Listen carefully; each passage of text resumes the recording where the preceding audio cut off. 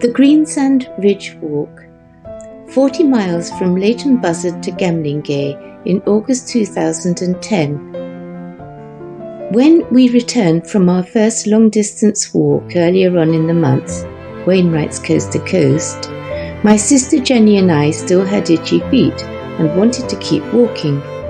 We were thrilled to discover that we had a relatively short 2-day walk almost on our doorstep, the Greensand Ridge Walk. So we decided to walk it in 2 20-mile stages, although the trail can easily be divided into 4 or 5 shorter stages. The walk follows a ridge of greensand, which is greenish-coloured sandstone. It is sandwiched between clay vales on either side and passes through undulating countryside, which is often wooded and rich in wildlife. Here is Jenny at the start of our walk by the Grand Union Canal in the market town of Leighton Buzzard in Bedfordshire. Leighton Buzzard has 2 claims to fame. A. The Great Train Robbery was committed nearby at Bridego Bridge in 1963, and B. It is the home of the Leighton Buzzard Light Railway, one of England's longest and oldest narrow-gauge heritage railways, which runs for just under 3 miles.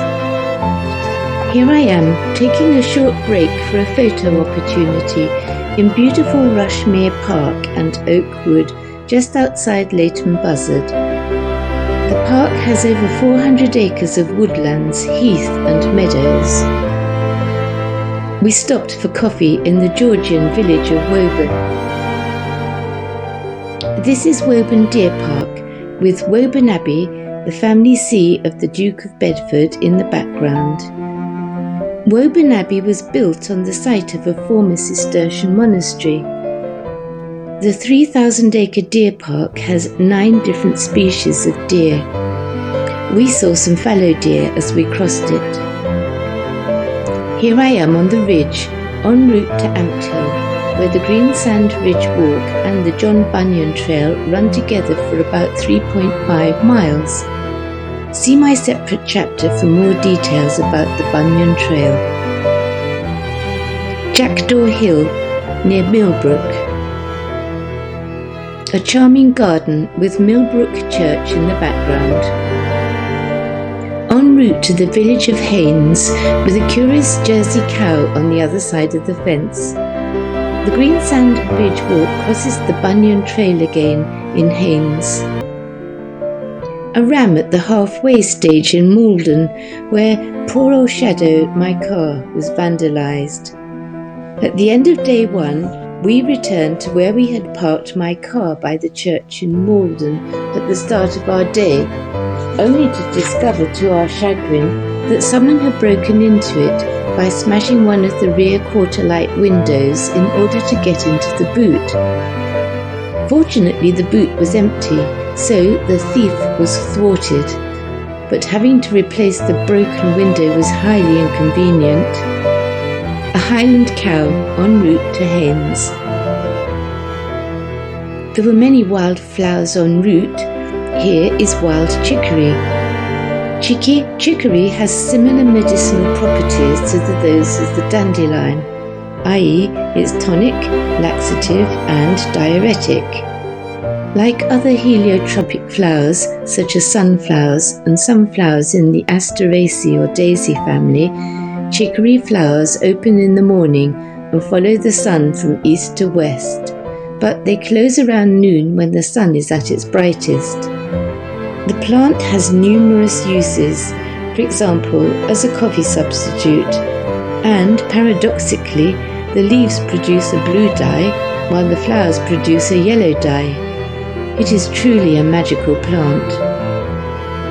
A beautiful avenue of rowan trees on the ridge between North Hill and Sandy, near Beeston.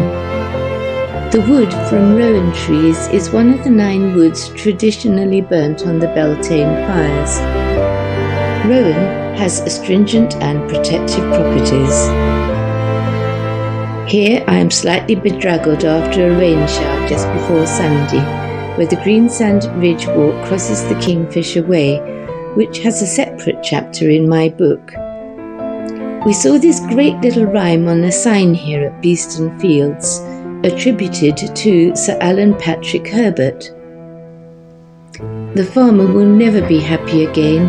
He carries his heart in his boots, for either the rain is attacking his grain or the fly is attacking his roots.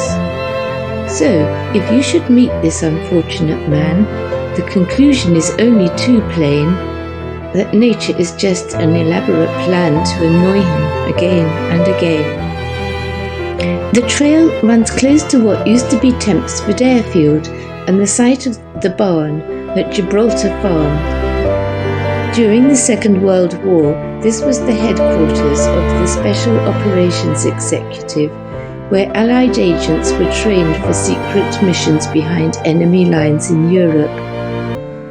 We did not make the diversion on this particular occasion, but I visited it in 2018 and found it to be a very moving memorial to the many brave agents who lost their lives during those missions. Inside the barn you will find wreaths, messages and memorabilia, and lots of owl pellets. Jenny, taking a quick break after climbing a steep hill near Everton with just a couple of miles left to walk. Footsore and damp at the end of the trail in the South Cambridgeshire village of Gamlingay. The trail starts or ends in the Gamlingay Sinks and SSSI Common, where the Clopton Way starts or ends. The Clopton Way also has a separate chapter in my book. Lessons learnt. 20-mile days are tough on the feet and definitely require blister prevention measures. Parking your car by a church doesn't necessarily give it divine protection. Bedfordshire has some surprisingly beautiful scenery and even a few hills.